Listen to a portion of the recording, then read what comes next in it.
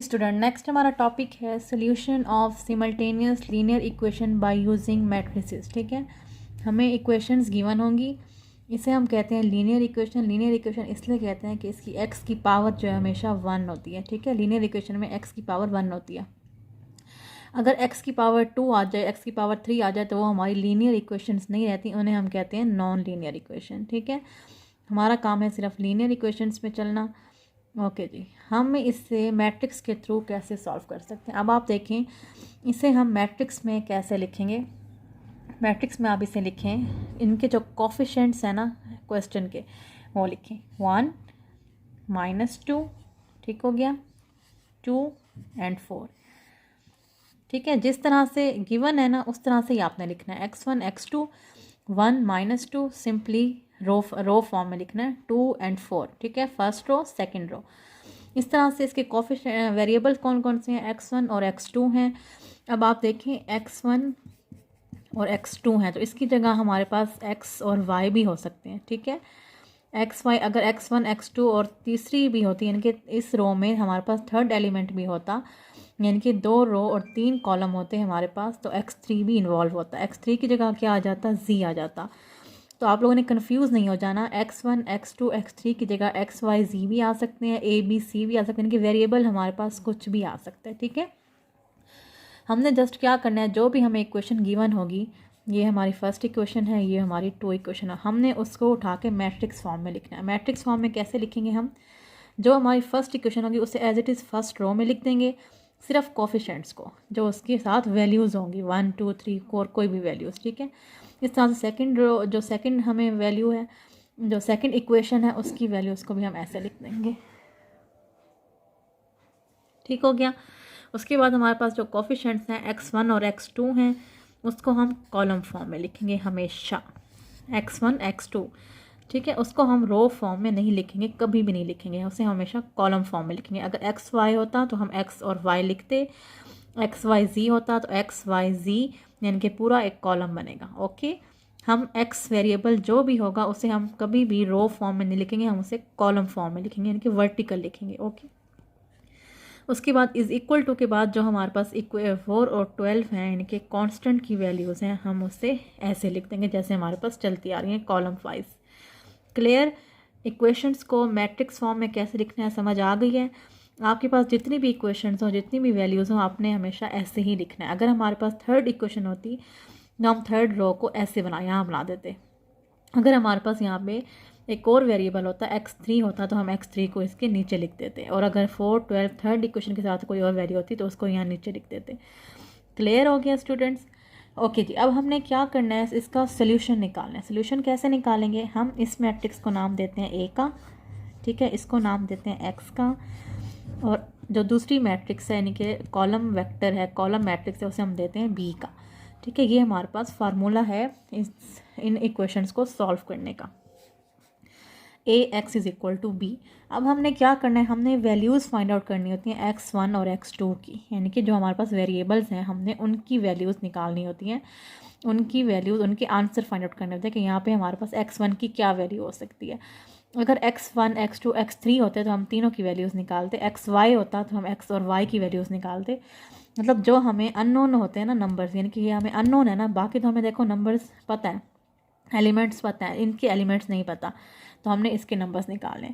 अब इसे हम फर्दर कैसे सॉल्व करेंगे, A x is equal to B हो रहा है, हम इसे लिखते हैं x is equal to A inverse B.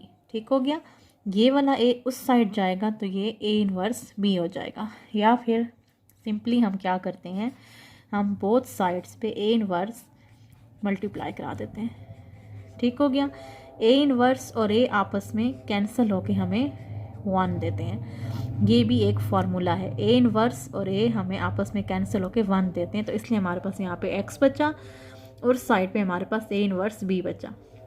अगर हमारे पास इस तरह से होता x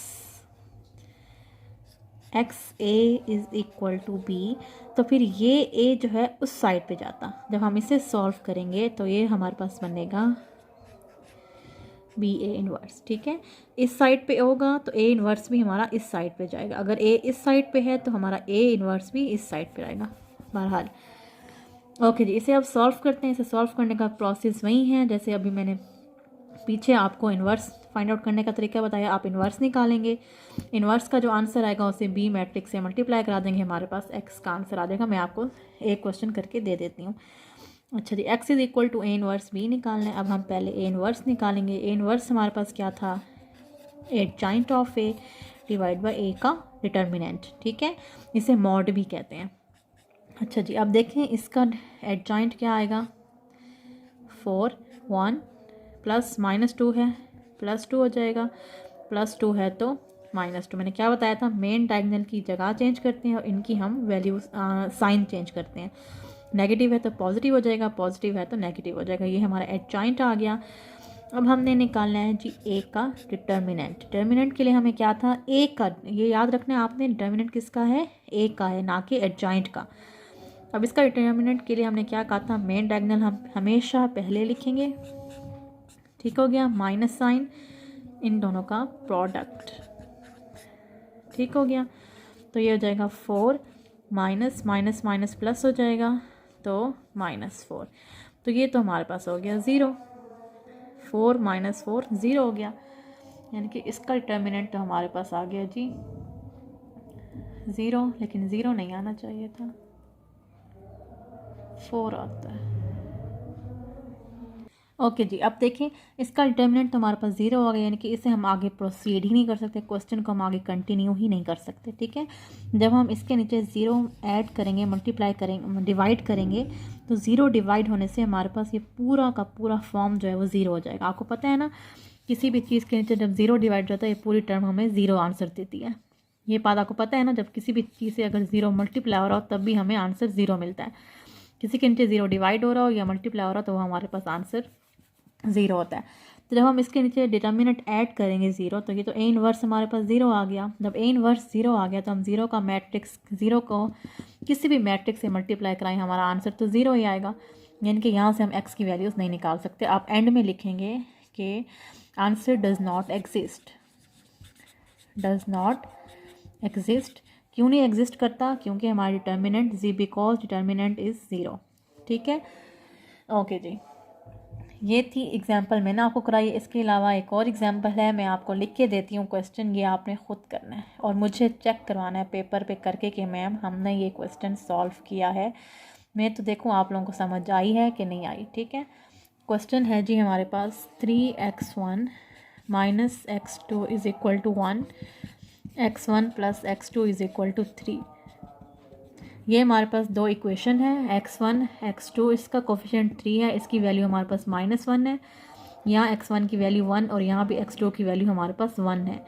इसको आपने इस फॉर्म में लिखना है, इसको फिर आपने फर्दर ऐसे करना है और फिर इसी प्रोसेस से आपने इसे सॉल्व करना है। ये क्वेश्चन आप लोगों ने सॉल्व करना है, मैं चेक करूँगी, हर एक ने मुझे पेज पे करके पिक्चर सेंड करनी है, मैं देखूँगी कि आप लोगों ने किया है कि नहीं किया, ठीक है जी। ये था आप लोगों का topic, solution of simultaneous linear equation. हाँ, अगर आपको इस फॉर्म में ना दिया हो, आपको इस फॉर्म में भी मैट्रिक्स क्वेश्चन दे सकते हैं, ठीक है। पेपर में क्वेश्चन इस फॉर्म में भी आ सकता है और कह सकते हैं कि find AX is equal to B, find AX is equal to B, या फिर कह सकते हैं कि find the solution of this matrix. Simple कह सकते हैं कि इनका सोल्यूशन निकालें।